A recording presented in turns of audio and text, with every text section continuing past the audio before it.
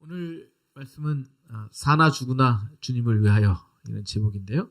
로마서 14장 6절 이하의 말씀을 가지고 함께 은혜를 나누고자 합니다. 오늘 6절 말씀을 먼저 보면 초대교회 성도들 가운데 다양한 믿음의 색채를 가지고 있는 것을 우리가 살펴볼 수가 있습니다.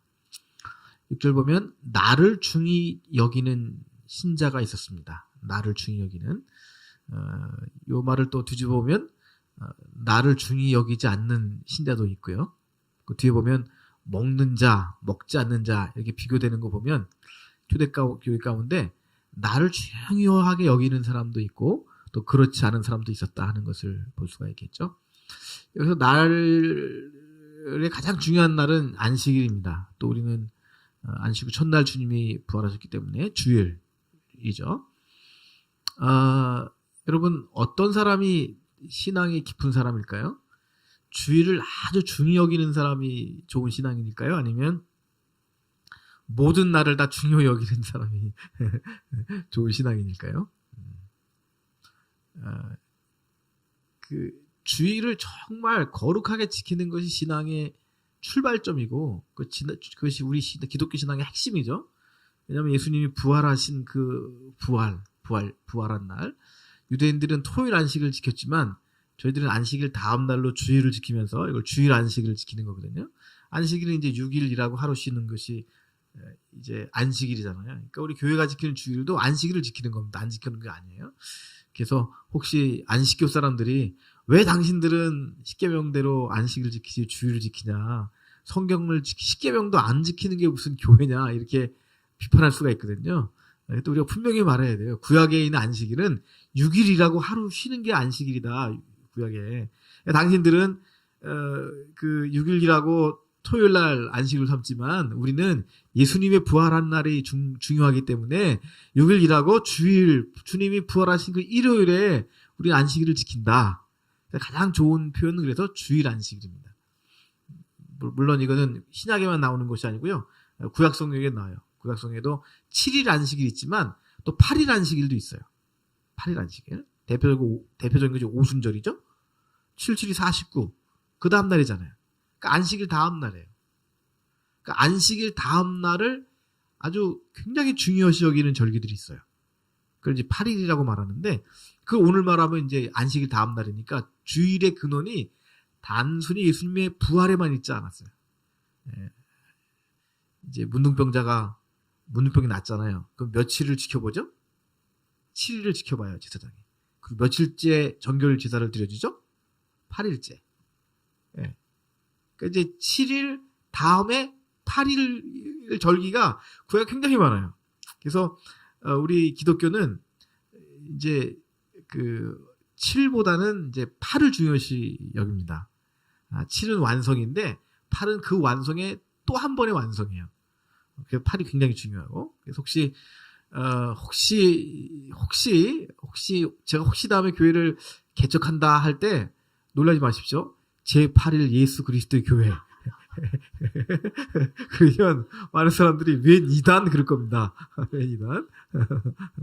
제가 자주 해요. 수업 시간에 이런 얘기 수업 시간 학생들 많이 얘기합니다. 왜냐면 8을 중요시 여기기 때문에. 그래서 이제 저희들은 이제 주일을 중요시 여기잖아요. 왜냐면 주일은 주님의 날입니다. 이 날은 주님이 지으신 날이고, 주님이 부활하신 날이고, 우리에게 새로운 안식일을 주신 것이 주일입니다. 그래서 주일에 부활하신 주님을 경배하고 부활하신 주님을 찬양하고 예수님의 부활을 선포하는 것이 우리 기독교 신앙의 가장 핵심이에요. 그게 아마 나를 중히 여기는 자가 될 것이에요. 그런데 또 한편으로 우리 기독교 신앙은 주일만 예수님 믿는 게 아니거든요. 일주일 내내 모든 날들이 주님이 창조하신 날인 걸 믿는 거거든요. 그래서 어떤 사람들은 모든 날을 중요시 여기는가 하면 어떤 사람들은 특별한 날을 더 중요시 여기는 그런 성향이 있다는 거죠. 근데 오늘 사도 바울 선생님의 문맥을 보면 어떤 자에게는 어떤 날을 중히 여기는 믿음을 주셨고 또 어떤 사람에게는 모든 나를 중요시 여기는 믿음을 주었다는 거죠. 그것에 대해서 서로 비판하지 말라는 거예요. 비판하지 말라는 거죠. 그 다음에 이제 먹는 자도, 이건 이제 신앙이 깊은 사람들을 얘기하는 겁니다. 신앙 깊은 사람들 가운데 열심히 먹어요. 그래서 왜 먹냐면 주님을 위해서 열심히 먹어요. 이것이 이제 금식을 못하는 자의 핑계가 되지 않길 바랍니다. 제가 금식을 잘 못해요.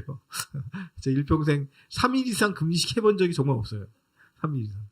이틀 하다가 시험 들어서 이렇게 잉어빵 먹고 뭐 그러고 말고 잘 못해요. 요번에 이제 최 목사님이 권면해서 3일을 했는데 실토를 고백하자면 그 첫날 밤에 집에 가서 뭐 먹고 왔어요. 물론 그 다음에 이틀은 고하겠지만 못 견뎌요. 집에서는 할 수가 없는 거예요. 근데 이제 저는 이제 아무튼 먹어야 산다, 그런 이제 제 습관과 그 생각이 있잖아요.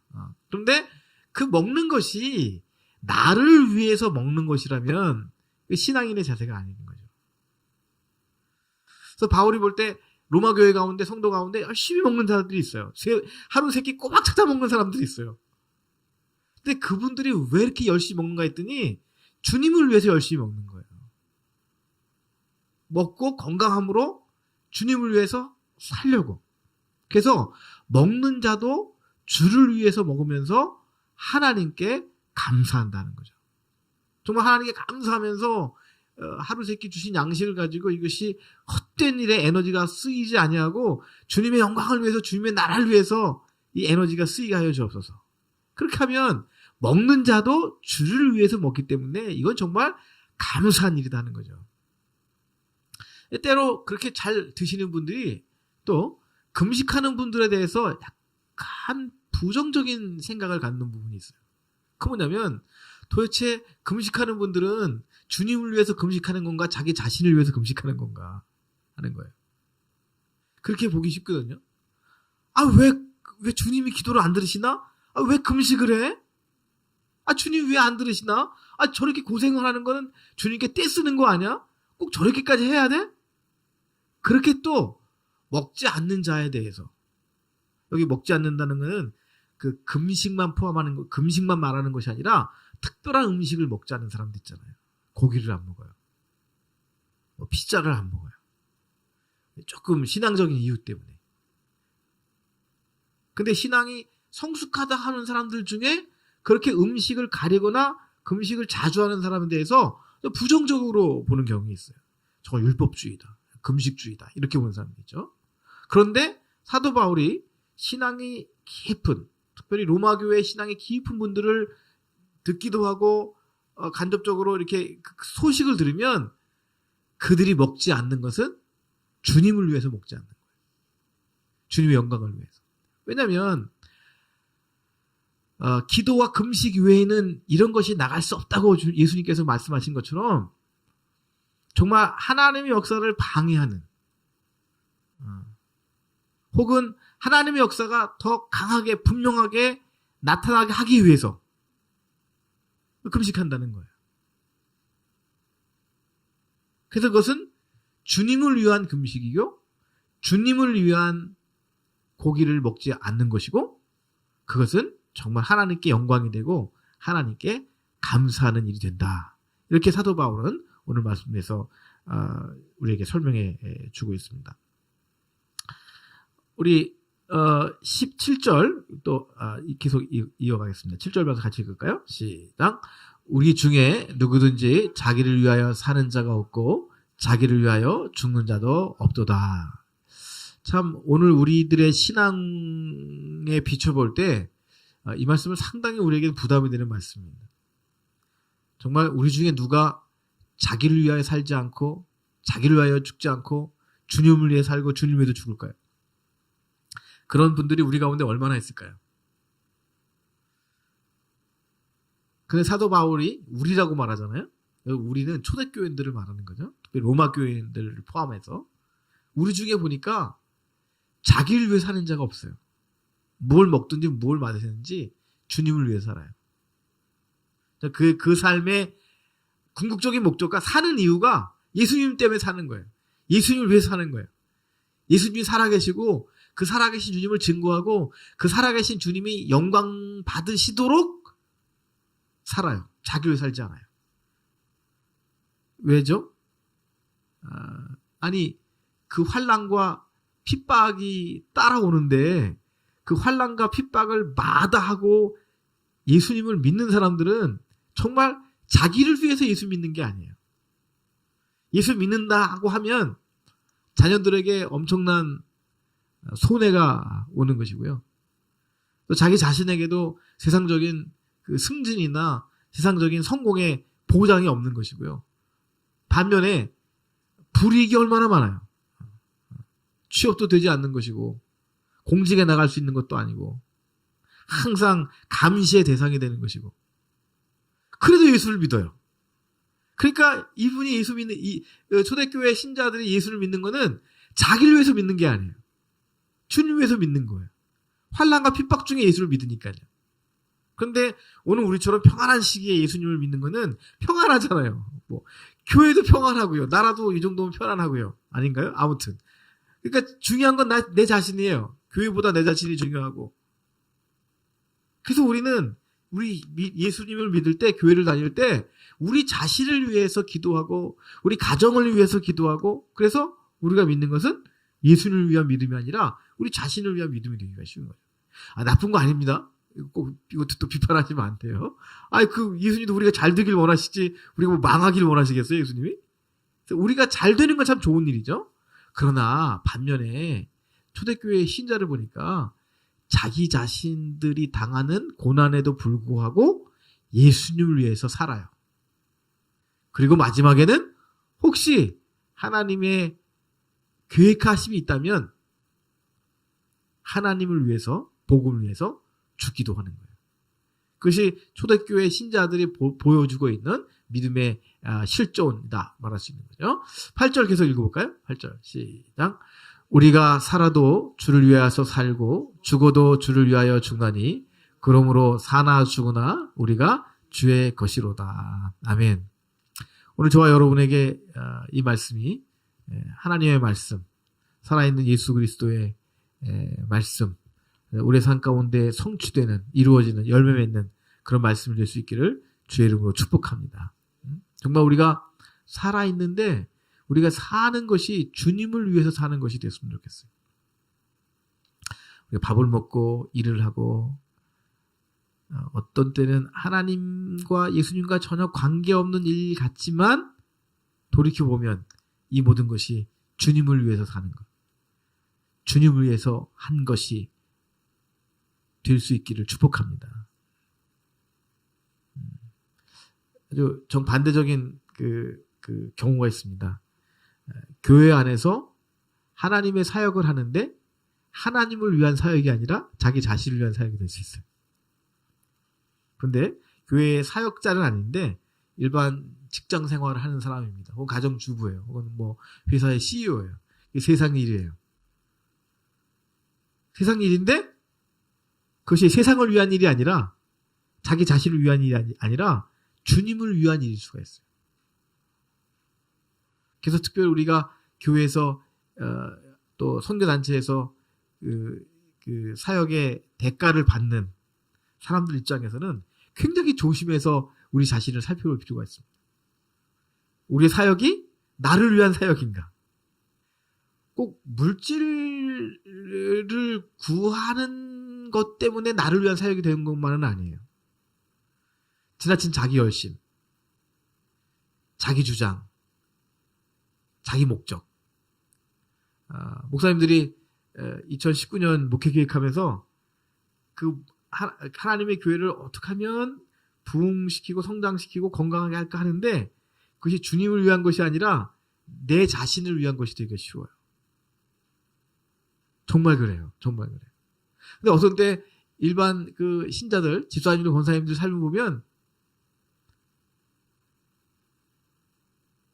세상에 돈을 모는 것도 홍보하기 위해서 시간이 나면 교회에서 또 시간 봉사하고 또 전도하고 잠도 몇 시간 자지 않고 새벽기도 나오고 저 일주일 내내 집에 있으나 세상에 있으나 교회에 있으나 주님을 위해 사는 그런 신자들이 우리 주변에 심심치 않게 보여지는 상황이죠. 물론 이제 요즘은 워낙 이기적인 세대가 돼가지고 그런 신자들이 점점 줄어드는 건 사실입니다. 그러나 여전히 평신도 가운데 집사님들, 권사님들 중에, 장로님들 중에 그렇게 사시는 분들이 있어요. 참 보배로운 분들이죠. 그런데 초대교회 때 바울이 스스로 평가해 보니까 우리 모두는, 예수를 믿는 우리 모두는 살아도 주를 위해서 사는 것이고, 이렇게 해서 죽어도 주님을 위해서 죽는 것이고, 그래서 우리가 사나 죽으나 우리는 주님의 것이다는 거예요. 할렐루야. 예. 참 살아도 주를 위해 사는 것은 좋은데요. 죽어도 주를 위해 죽는다. 이건 쉬운 것은 아닙니다. 우리가 다 살자고 먹고 또 더 잘 살라고 다이어트도 하고, 그러니까 살라고 먹고요. 더 잘 살라고 덜 먹어요, 요즘은요. 그런데 죽으려고 하지는 않아요.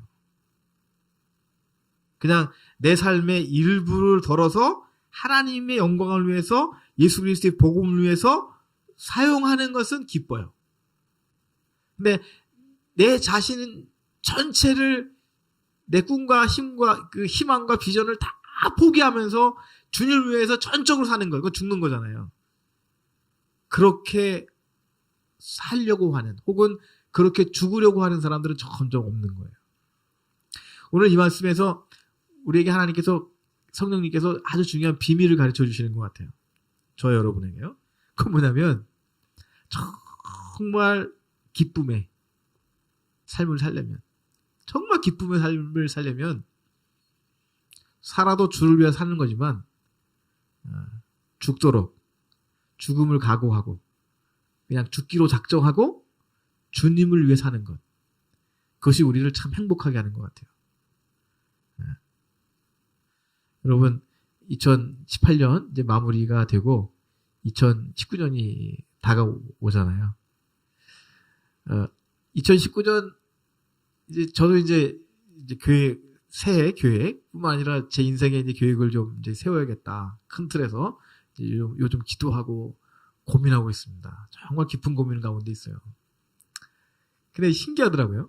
제가 저를 위해서 살라고 하니까 길이 안 보여요. 진짜 길이 안 보여요.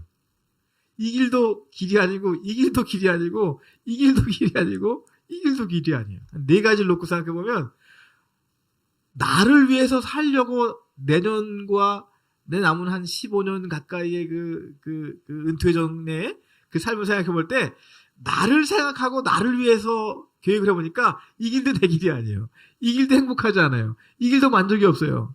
이 길도 불편해요.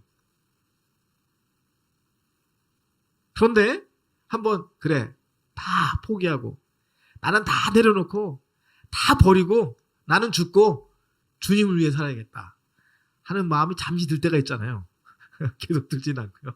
잠시 들 때 하나님의 영이 충만할 때겠죠. 그때는요, 이 길도 내 길이고 이 길도 내 길이고 이 길도 내 길이고 이 길도 내 길이에요. 이 길도 행복한 길이고요. 이 길도 좋은 길이고요. 이 길은 주님께 유익한 길이고요. 이거는 모두를 위해서 유익한 길이에요. 내가 죽기로 각오하고 똑같은 길을 보는데 다 좋은 길이에요. 근데 내가 살려고 내 명예나 내 자신의 어떤 스스로의 어떤 인간적인 기대감들 있잖아요. 그런 것을 잣대로 네 가지 길을 보면 다 내가 갈 길은 아니에요. 주님께서 저와 여러분이 더 이렇게 좀 나이테가 더 늘어나기 전에 정말 우리를 주님 안에서 죽게 하는, 계속 모든 길이 행복한, 그 정말 사나 죽으나 주님 안에서 행복하고 만족스러운 그런 삶을 우리가 살아갈 수 있기를 주의 이름으로 축복합니다. 그럼 길이 보일 거예요. 길이 보이는 거예요. 사람이 명예를 지키려고 하니까 돈이 안 보이고요. 또 돈을 추구하면 명예를 얻을 수가 없어요. 아주 젊은 인생을 고민하는 젊은 친구한테 들은 얘기예요. 자기가 돈을 바라보니까 명예가 없고요. 명예를 생각해보니까 돈이 안 보인다는 거. 우리 사역자들도 마찬가지거든요. 우리 인생도 마찬가지거든요. 여러분, 주님은 결국 결코 우리를 불행하게 하려고 우리를 부르신 것은 아닌 줄 믿습니다. 마태복음 8복의 말씀 가운데 8번째 말씀, 의를 위하여 핍박을 받는 자는 복이 있나니 나로 말미암아 너희를 욕하고 너희를 때리고 너에게 거짓 증언으로 너희를 힘주는 죽음에 몰아가 할지라도 그 다음 주님의 말씀이 그 8복의 마지막 절이에요. 나 때문에 결국 너희들이 순교까지 당할 수 있는데